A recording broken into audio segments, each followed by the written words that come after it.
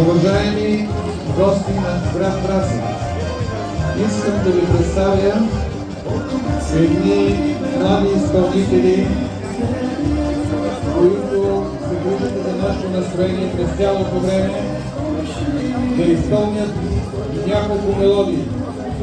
Едната от тях е Румяна Иванова. Мария Иванова. Моля, заповядайте.